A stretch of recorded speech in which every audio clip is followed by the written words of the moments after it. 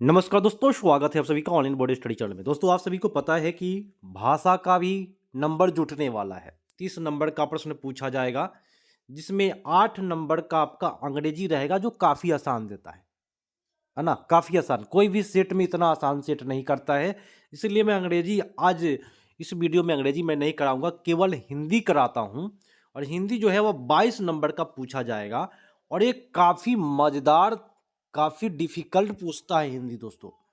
और मैं लास्ट में एक ऐसा वीडियो डालूँगा हिंदी का, जिसमें अधिकांश प्रश्न उसी से आएँगे।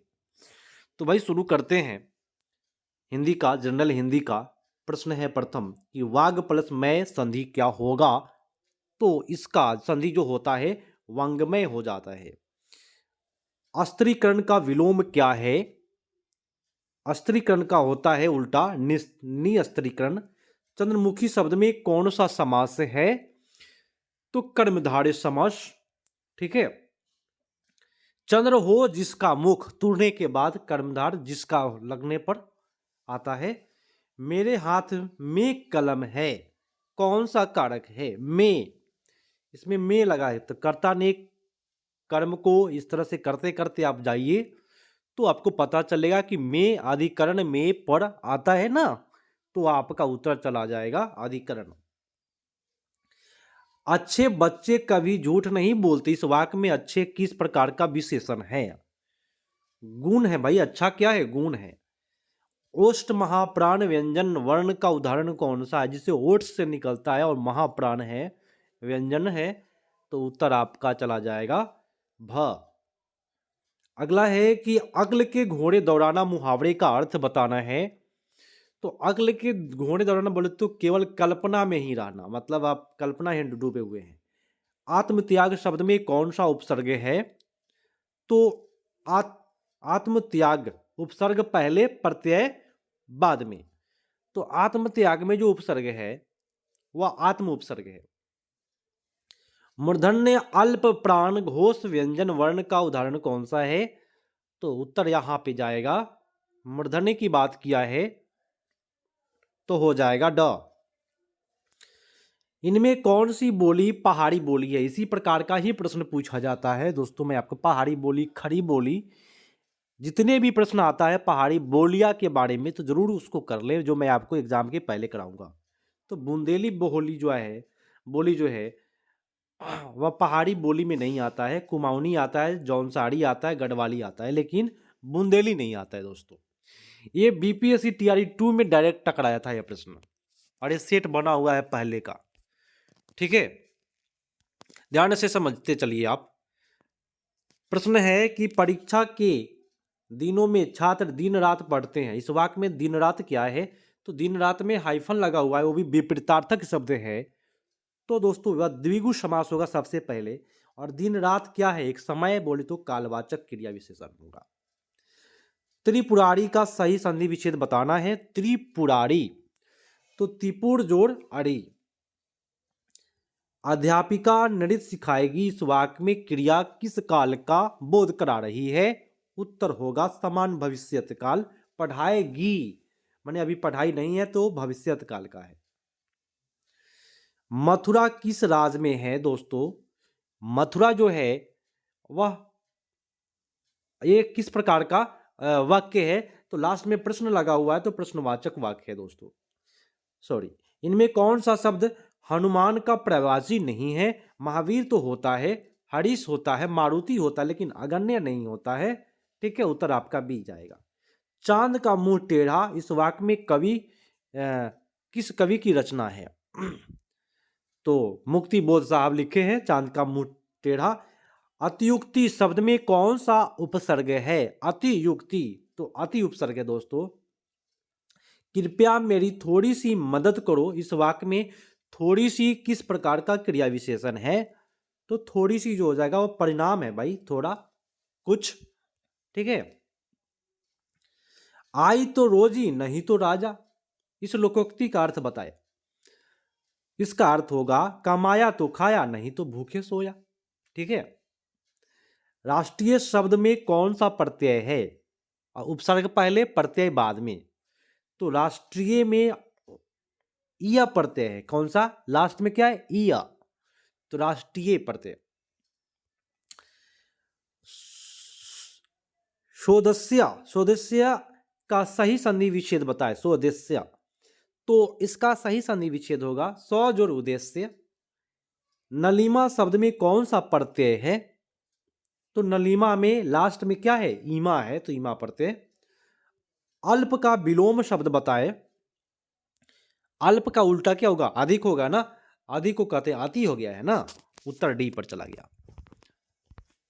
ये काफी मजेदार आज का जो प्रैक्टिस सेट में करा रहा हूं, काफी मजेदार होगा हिंदी के लिए। और हिंदी आसान पूछेगा नहीं, मैं सबसे पहली बात बता दिया। अर्श पर होना मुहावरे का अर्थ क्या है? जब नंबर जुटेगा तो आसान नहीं होगा। अर्श पर होना मुहावरे का अर्थ क्या है? उत्तर हो जाएगा अपने को बहुत बड़ा समझना। कच्ची गोली खेलना लोकोक्ति का अर्थ बताए। आप लोग सभी कोई शिक्षक साथी अगर सक्षमता की तैयारियां कर रहे हैं, अभी तक सब्सक्राइब नहीं किए हैं, सब्सक्राइब करके बगल में एक बड़ा सा घंटा है, उस घंटा को बजा लेना है। इससे होगा कि मैं जब भी वीडियो डालूंगा आपको मिल पाएगा और सक्षमता आप एग्जाम पास कर पाएंगे। क्योंकि मैं जो भी कराऊंगा पूरे प्लेटफॉर्म पर कराऊंगा, भटकने वाला काम नहीं कराऊंगा। ठीक है। कच्ची गोली खेलना, आप लोगों ने सुना होगा, धीरेन्द्र शास्त्री जो बागेश्वर धाम सरकार के बारे में जानते हैं, वो बार बार बोलते हैं मैं कच्ची गोलियां नहीं खेलता हूं। मतलब क्या होता है? ये कच्ची गोलियां बोले तो अनुभवहीन मैं नहीं हूं, कहने का मतलब ये है। उत्तर आपका सी होगा। परोपकार शब्द में कौन सा उपसर्ग है? उत्तर जाएगा पर उपसर्ग है, उपसर्ग पहले लगता है। जिस पंक्ति या जिन पंक्तियों में एक या अनेक वर्णों की एक ही क्रम में एक बार आवृत्ति हो, वहां कौन सा अलंकार है? एक वर्ण बार बार आ जाए, जैसे ट आए, ट आए, ट आए, तो एक वर्ण बार बार आता है तो उसको कहते हैं छेका अनुप्रास अलंकार। ठीक है। अगर छेका अनुप्रास नहीं रहेगा तो केवल अनुप्रास रहे तो अनुप्रास ही मार दीजिएगा। हे राम मेरी रक्षा करो, यहां पे विस्मयादि बोधक है, तो विस्मयादि बोधक को क्या कहते हैं? हे राम मन्ने संबोधन कर रहे हैं। आपका उत्तर डी पर चला जाएगा। जो न जाना गया हो इस वाक्यांश के लिए सही शब्द कौन सा है? तो उत्तर होगा अज्ञात। नहीं जानना है तो अज्ञात है। कौन सा शब्द प्रति उपसर्ग से निर्मित रूप है? प्रति से कौन सा बना है? तो प्रत्येक बना है, प्रत्यक्ष बना है, प्रतिध्वनि सब बना है दोस्तों। इनमें कौन से शब्द की वर्तनी शुद्ध है? शुद्ध वर्तनी कौन सा है? ज्योत्सना। मतलब दोस्तों ज्योत्सना जो है ये सबसे शुद्ध है। यहाँ पे इनमें किस शब्द में री की मात्रा का उपसर्ग हुआ है? तो री की मात्रा का जो उपसर्ग है वह वृष्टि। देखिए राष्ट्र में आ रहा है री। और मैं ज्योत्सना की बात करूं तो मेरी बेटी है, उनका नाम ज्योत्सना रखा गया है। ठीक है। अभी लगभग 27-28 दिन की है। तो अगले प्रश्न पर आते हैं। प्रश्न क्या है? पीपर पात सरिस मन डोला, इस इनमें कौन सा अलंकार है?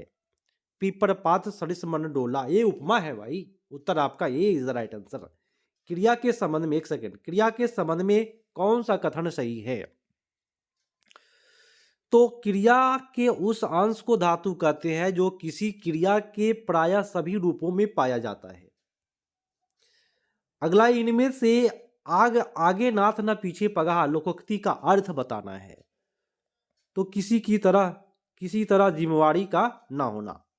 ना कहते हैं इसके पास आगे नाथ न पीछे पगहा है, और आप लोग आगे जानते हैं क्या बोला जाता है। इनमें कौन सा शब्द स्नेह का समानार्थी नहीं है? तो गोद लेना नहीं है दोस्तों, बाकी आपका स्नेह का है। उत्तर आपका C is the right answer. Next प्रश्न पर आते हैं। सर्दी खांसी भी इसमें है दोस्तों। आप सभी के लिए काफ़ी मेहनत मैं कर रहा हूं, तो सब्सक्राइब जरूर करें और शिक्षक साथी के ग्रुप में जरूर शेयर करें। ये वीडियो काफ़ी महत्वपूर्ण होगा हिंदी के लिए। हिंदी उतना आसान आने वाला नहीं है, मैं सबसे पहले बताऊं। बाकी सारे चीज़ आपके प्लेटफॉर्म पर रहेंगे। लता गीत गा रही थी, इस वाक्य का किसका उदाहरण है? तो लता गीत गा रही थी, ये क्या है भाई? मैंने गा रही थी, अभी सुधा नहीं है, समाप्त नहीं हुआ है, मैंने अपूर्ण है। परीक्षा केंद्र में इनमें कौन सा समास है? परीक्षा केंद्र, बीच में हाइफन लिखा हुआ है तो द्वंद्व होना चाहिए, लेकिन यहाँ पे बताना है परीक्षा का केंद्र, संप्रदान का के की होता है ना, तत्पुरुष हो जाएगा। अगला प्रश्न है कि इसमें च वर्ण ओ का उच्चारण स्थल कौन सा होगा? च का उच्चारण तालु से होता है, चवर्ग तालु से, कवर्ग कंठ से, टवर्ग मूर्धा से, ठीक है, आप लोग जानते हैं पवर्ग ओठ से। पहली पुस्तक वापस करो, पहली कौन सा विशेषण है भाई इसमें? पहली जो है वह क्रम, पहला क्या है, पहला, दूसरा, तीसरा, इस तरह से बोलता है, क्या है, क्रमवाचक विशेषण है। इनमें से देहाती दुनिया उपन्यास के लेखक कौन है? देहाती दुनिया उपन्यास के लेखक शिवपूजन सहाय साहब है। जितेंद्रिया का सही संधि विच्छेद कौन सा है? जित इंद्रिया, जित प्लस इंद्रिया। छपे किन दो छंदों का मिश्रण है? तो हो जाएगा रोला प्लस उल्लास का। ढहते विश्वास 10वां क्लास में पढ़ना है। किस बांध टूटने की बात की गई है? तो उसमें डिलई बांध है एक, है ना, सॉरी, डिलई बांध कहाँ है, डिलई बांध, यही आपका टूटने की बात की गई है उसमें, 10वां क्लास के बुक में है। अंबर अंबार का युग्म सही अर्थ क्या है? उत्तर होगा आकाश का एक फल विशेष। पुरातन शब्द में कौन सा उपसर्ग है? पुरातन में होगा पूरा उपसर्ग। तार तार करना मतलब किसी को क्या करते हैं, तार तार कर दिए, मतलब धजिया उड़ा दिए। जो क्षय न हो सके उसके लिए उपयुक्त शब्द क्या है? अक्षय। अगला है देश भर में कोरोना का प्रकोप जारी है, इस वाक्य में किस प्रकार का क्रिया विशेषण का प्रयोग हुआ है? तो देश भर में, पूरे देश बोले तो क्या एक स्थान हुआ ना, आपका स्थानवाचक हो जाएगा। अंतिम प्रश्न मेरे दोस्तों, जिस पंक्ति या जिन पंक्तियों में एक शब्द या शब्द समूह अनेक बार आए किंतु अर्थ प्रत्येक बार भिन्न हो, जैसे कहेगा रहीमन पानी राखिए बिन पानी सब सुन, पानी गए नौ बय मोती मानुष चुन। देखिए बार बार पानी पानी हुआ है, लेकिन इस पानी का अर्थ हर जगह अलग अलग है। तो इस प्रकार का वर्ड बार बार आए और जिसका अर्थ अलग अलग हो वह यमक अलंकार होता है। तो दोस्तों आज का जो क्लास है वह यहीं समाप्त करेंगे, और आप लोगों ने काफ़ी प्यार दिया और कमेंट करके ज़रूर बताएं कि आपको मेरा क्लास कैसा लगता है। हिंदी का नंबर जुटने वाला, इसलिए हिंदी बेटर तरीका से करें। 8 नंबर का अंग्रेजी आता है जो काफ़ी इजी आएगा, कर नहीं सकते, सेट भी सेट नहीं कर पाता है, जितना आसान प्रश्न पूछता है।